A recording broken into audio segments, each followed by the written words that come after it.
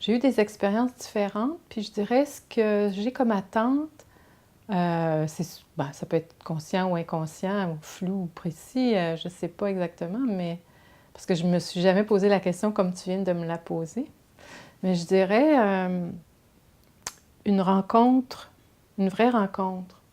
C'est-à-dire de passer du temps ensemble, de ne pas juste s'occuper du projet dans sa dimension matérielle, mais aussi de passer du temps, de discuter, de se montrer, de se dévoiler. Parce que c'est comme ça vraiment qu'on peut, je pense, donner ou offrir quelque chose qui va être... on va sentir une complicité, je pense.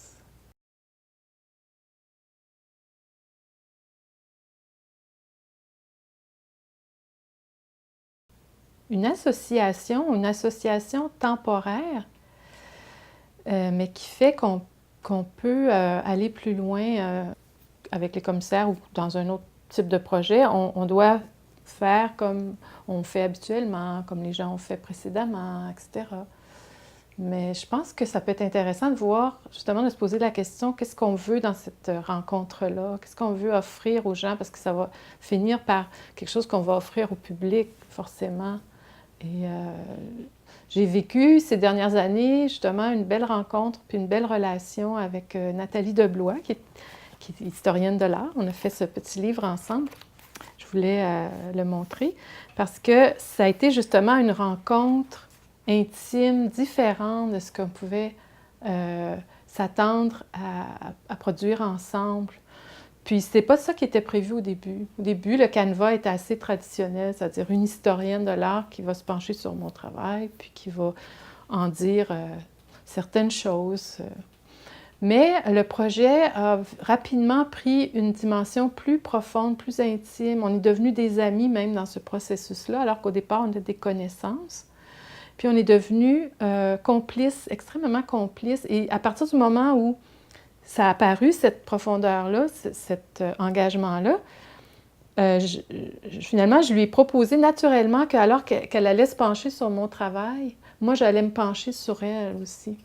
Donc, à la fois, elle allait parler de mon travail, puis moi, j'allais fouiller dans sa vie de commissaire. Puis dans ce livre-là, justement, on voit les deux côtés. Ça peut aller jusque-là, en fait. Et pourquoi pas plus encore, je ne sais pas.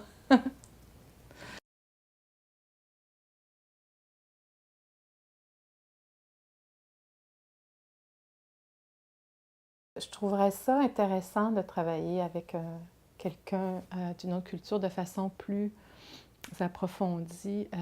Et sans doute que ça prendrait plus de temps, peut-être, justement pour se donner de l'espace, pour rencontrer nos univers différents. Peut-être que c'est un peu aussi une illusion de penser qu'on est si différents.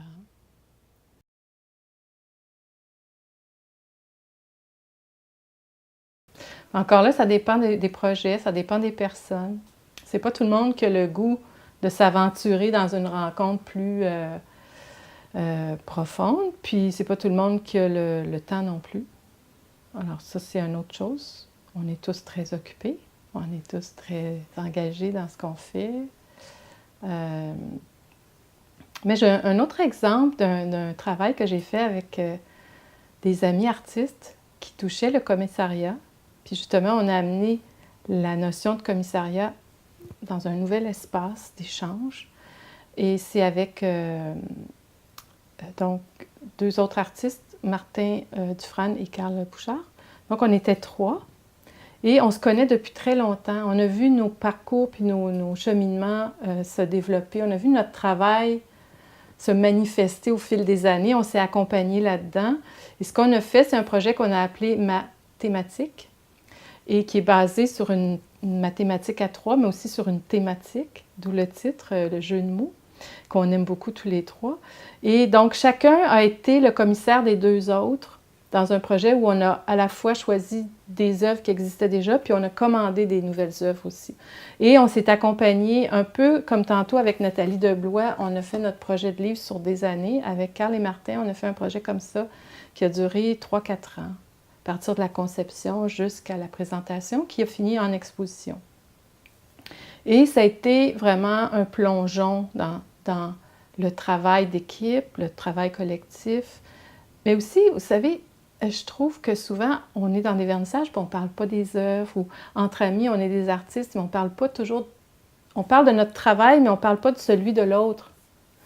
Puis là, dans ce projet-là, on a vraiment plongé pour parler du projet des autres, pour commenter leur travail, comment on reçoit ce travail-là depuis des années, comment on le voit, qu'est-ce qu'on en perçoit. On perçoit des choses erronées, des choses que l'autre n'avait pas vues aussi. Donc, ça a été très nourrissant, très intéressant. Mm.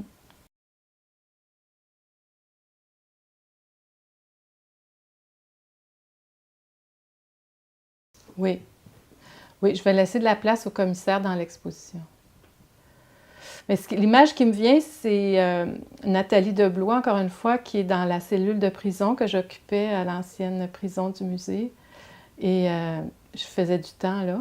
Donc, je faisais du temps pour rien faire ou pour accueillir des gens puis rien faire avec eux. Puis un jour, elle est venue, puis elle s'est étendue sur le petit lit qu'il y avait dans la cellule. Puis moi, je suis sortie.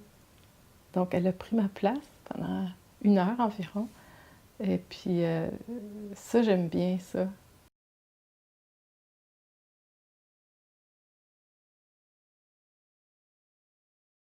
Oui, moi je dirais oui parce que ben, c'est la personne qui nous a invités.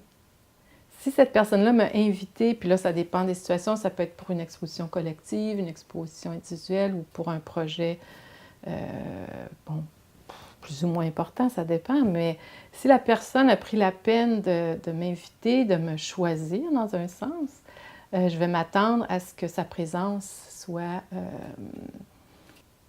engagée, importante.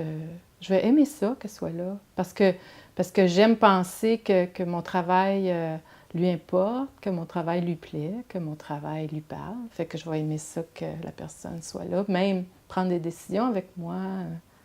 Oui.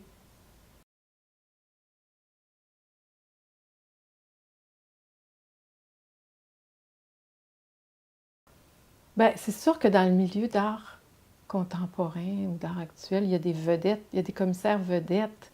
Fait que sans doute que d'être choisi par un Yann Hout, ou bien maintenant c'est peut-être moins une vedette, mais oui, sans doute que ça peut faire paraître aux autres de l'extérieur que peut-être l'artiste a une démarche plus importante qu'un artiste qui n'aurait pas été choisi par cette personne-là, qui a du pouvoir, qui a un discours qu'on écoute, etc. Mais ça, c'est en apparence, parce qu'en réalité, non.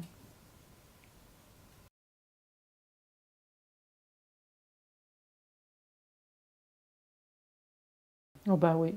On apprend quelque chose de tout le monde. Fait que quand on travaille de plus près avec quelqu'un, on apprend quelque chose de cette personne-là. Puis j'ose espérer l'inverse aussi, parce que c'est ça aussi, les rencontres, c'est de se donner quelque chose qu'on va retenir, qu'on va ramener après ça dans notre propre univers. Encore là, il faut être disposé puis ouvert. Puis ouvert des fois à des choses pas faciles, parce que plus on travaille de près, dans n'importe quel secteur d'ailleurs, plus on s'expose, sans jeu de mots, à rencontrer ben, des obstacles, ou parfois même des conflits. Euh, mais ça peut être intéressant, justement, ça peut être un matériau de rencontre intéressant. J'en ai un obstacle en ce moment ben, c'est-à-dire qu'un commissaire et moi, en ce moment, on a un obstacle avec l'institution, mais on n'a pas d'obstacle entre nous. Donc, on va trouver une solution ensemble. Puis, on s'est rendu compte à quel point on était sage dans cette façon-là de faire, puis de ne pas, justement, se raidir, puis vouloir quelque chose qui peut pas... Ça ne marche pas comme prévu. Donc, il faut faire un gros changement, puis on va faire le virage ensemble. Ça, c'est justement, quand je parlais tantôt de complicité, ça me semble être vraiment un bon exemple de comment on peut travailler ensemble. Parce que parfois, les artistes, quand on amène une œuvre quand on sort une œuvre de notre atelier puis on l'amène, il y a un dévoilement qui se fait. C'est comme un peu gênant des fois. Ça vient nous tirer vers... ça demande d'offrir quelque chose.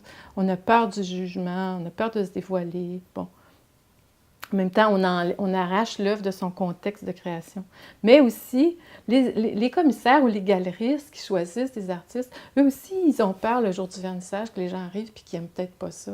Les autres aussi, ils sont susceptibles de recevoir des critiques, des jugements. Ils peuvent se sentir vulnérables. Ça, je veux dire, c'est qu'il n'y a pas juste les artistes qui se sentent vulnérables, je crois, de présenter leur travail. Je pense que les commissaires et les galeristes aussi, ils vivent ce phénomène-là.